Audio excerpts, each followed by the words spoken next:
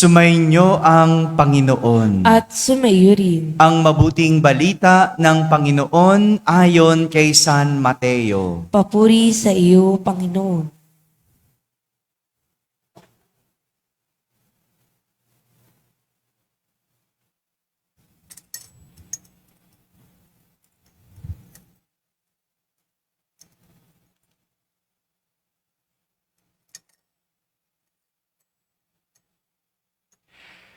Ganito ang pagkapanganak kay Hesukristo.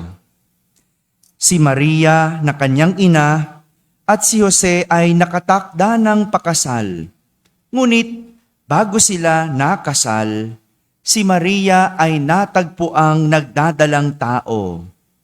Ito ay sa pamamagitan ng Espiritu Santo. Isang taong matuwid itong si Jose na kanyang magiging asawa. Ngunit ayaw niyang mapahiya si Maria, kaya ipinasya niyang hiwalayan ito ng lihim. Samantalang iniisip ni Jose ito, napakita sa kanya sa panaginip ang isang anghel ng Panginoon. Sabi nito sa kanya, "Jose, anak ni David, huwag kang matakot na tuluyang pakasalan si Maria sapagkat siya'y naglihi sa pamamagitan ng Espiritu Santo. Manganganak siya ng isang lalaki at ito'y pangangalanan mong Jesus sapagkat siya ang magliligtas sa kanyang bayan sa kanilang mga kasalanan." Nangyari ang lahat ng ito upang matupad ang sinabi ng Panginoon sa pamamagitan ng propeta. Maglilihi ang isang dalaga at manganganak ng isang lalaki at tatawagin itong Emmanuel, na ang kahulugan ay kasama natin ang Diyos. Nang magising si Jose, sinundan niya ang utos ng anghel ng Panginoon. Pinakasalan niya si Maria, ngunit hindi ginalaw ni Jose si Maria hanggang sa maipanganak nito ang isang sanggol na lalaki na pinangalanan niyang Jesus. Mga kapatid, ang mabuting balita ng Panginoon. Pinupuri ka namin, Panginoong Hesukristo. Magsiupo ang lahat at makinig sa homilya. Isang magandang umaga po sa inyong lahat. Magandang umaga po sa lahat ng mga nasa barangay na nakakapakinig ng ating banal na misa. Magandang umaga rin sa lahat ng mga nasa tahanan at nagsisimba via online. Sa lahat ng nasa abroad, isang magandang araw po sa inyong lahat. Ikatlong araw ng ating Misa de Gallo. Attendance check muna tayo. Pakitanong ang katabi, nakailan ka na? Anong sagot? 3. Para sa nakatatlo. Yung mga nakadalawa, taas niya ang kamay. Nakaisa. Lahat kayo, 3? Talaga? Wow! Kapit lang, no? Kapit lang. May 6 pa. Kapit lang. Nais kong simulan ng ating pagdinilay sa isang kwento. At ang kwento ko sa araw na ito ay tungkol sa mag-ama. Minsan, sang araw, nagalit ang ama sa kanyang anak dahil mayroon itong bagsak na grado. Mga magulang, nagagalit pa po ba kayo kapag may bagsak na grado ang inyong anak? O sanay na? Nagagalit pa po ba? Siyempre, nagagalit kasi yun lang yung basihan mo kung nag-aaral ba ang iyong anak. Talaga naman ang hirap magpaaral sa panahon ngayon. Hindi po ba? Ako lang ba nagpapaaral dito? Mahirap po ba? Mahirap, no? Meron tayong 13 scholars, ang hirap, no? Di mo alam saan mo kukunin. Pero, kaya nga dapat mag-aral mabuti. At yung anak, bagsak na naman. Kaya hindi maiwasan ng ama na ikumpara ang anak sa iba. No? Ganyan po ba kayo mga magulang? Kino-compare ang inyong anak sa iba? Hello. Minsan, no? Itong ama, kinumpara ang anak sa iba. Sabi niya, mabuti pa yung kaklase mo na si Pedro, mataas ang grado. Bakit di mo siya gayahin? Mataas dapat din ang grado mo. Sumagot yung anak, no, Tay, unfair ka naman sa akin para ikumpara ako kay Pedro. Matalino ang tatay nun.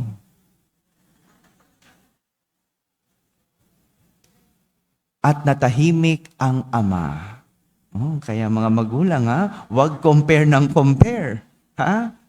Matalino ang magulang ng iba. Ika nga, like father, like son. Mga kapatid, isa na namang karakter ang ipinapakilala sa atin ng ating ebanghelyo sa araw na ito. Karakter ng Adbyento. Kung nung unang araw ng Misa de Gallo, ipinakilala sa atin ang isang karakter ng Adbyento. Naalala niyo pa po ba? Sino? Sinong nakakaalala? May premyo ako. Sino yung unang araw? Hindi yung karakter ng Adbyento sa Ebanghelyo. Hindi yung mga kwento ko, mga kalokohan lang po yun. Huwag niyo maalala yung kwento ko. No?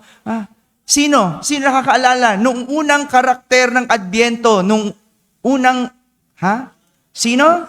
Si San Juan Bautista. O mamaya, meron ka sa akin na, San Juan Bautista. No? Si Boyet, naalala niya si Boyet. No?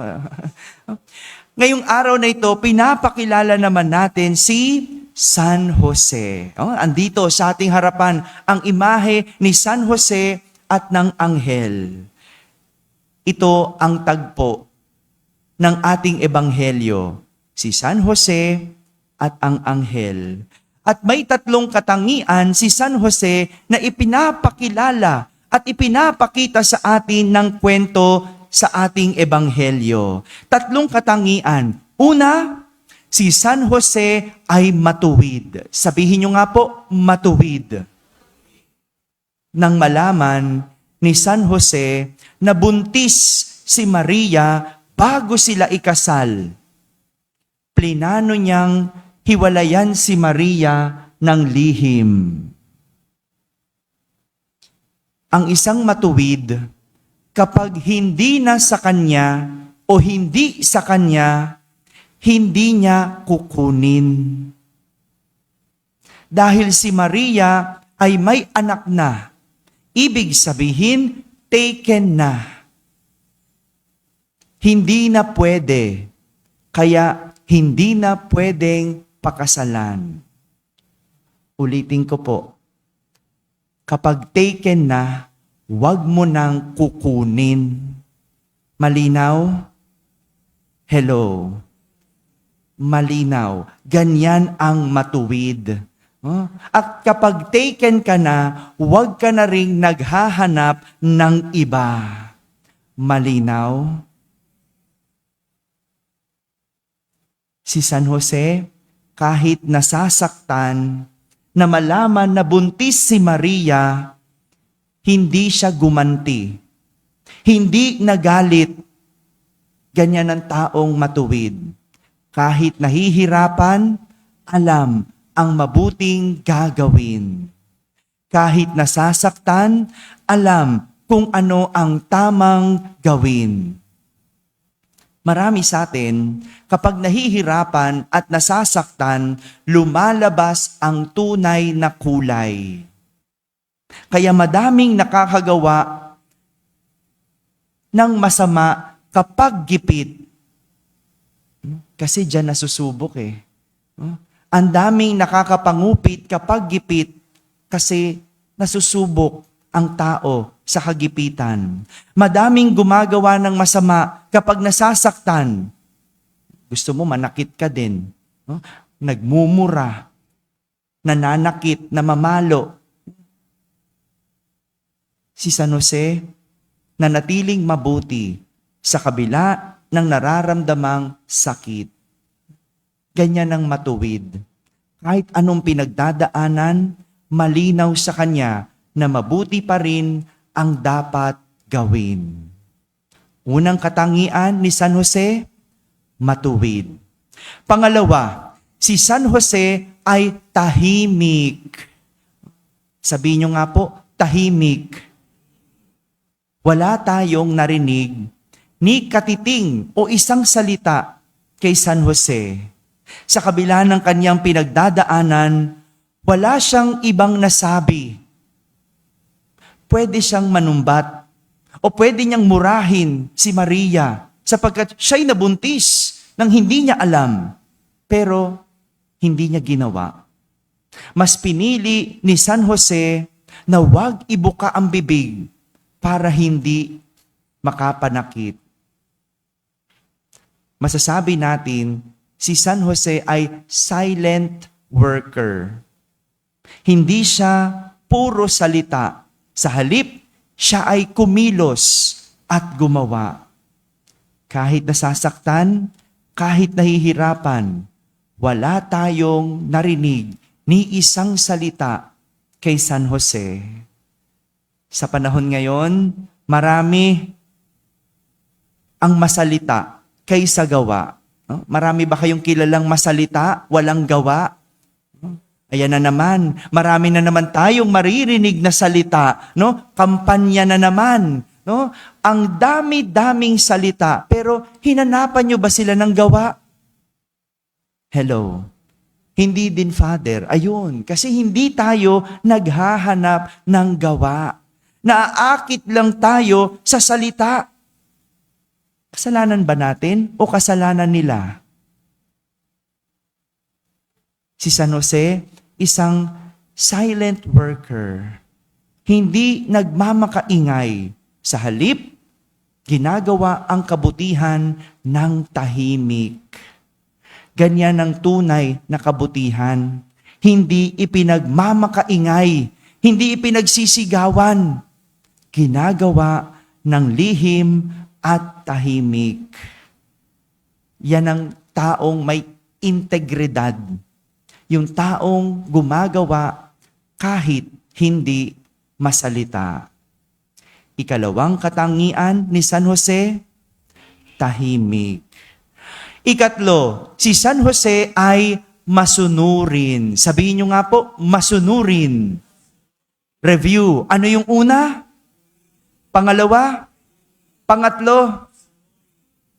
Sa kabila ng hindi nauunawa ang pangyayari o mangyayari kay Maria, sa kabila ng sakit na nararamdaman, kahit na si San Jose ay nalilito, hindi siya sumuway, bagkus lalo pang sumunod sa Diyos. Pwedeng tumanggi si San Jose, pero pinili niyang sumunod sa Diyos. Kaya sa huli, siya ay nabiyayaan ng Diyos ng isang anak na tinatawag na Mesiyas. Si San Jose, may choice. Pwede siyang hindi sumunod. Pwedeng binaliwala niya ang panaginip. Pwedeng hindi siya naniwala sa panaginip. Pero dahil taong matuwid, pinakinggan at sinunod ang Diyos. Kahit nahihirapan, kahit nasasaktan, sinunod ang Diyos.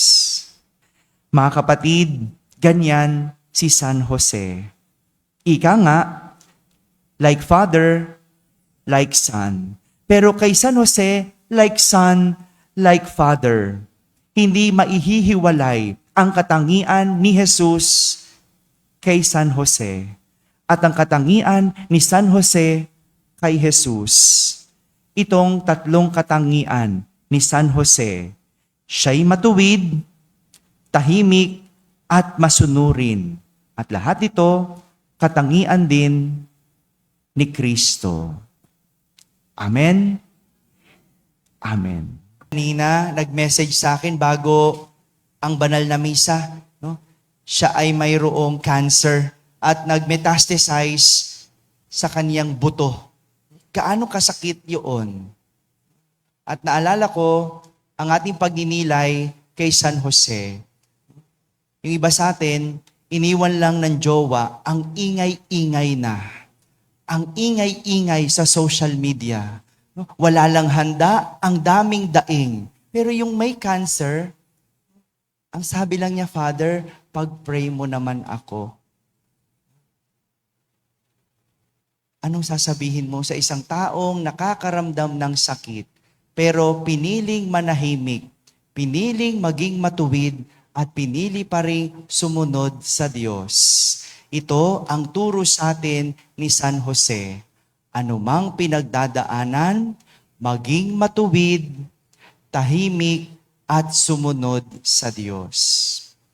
Sumainyo ang Panginoon. At sumaiyo rin. Amen. At pagpalain kayo ng makapangyarihang Diyos, Ama at Anak at Espiritu Santo. Amen. Tapos na po ang ating pagdiriwang, humaiking taglay ang pag-ibig at kapayapaan ni Kristo. Salamat sa Diyos.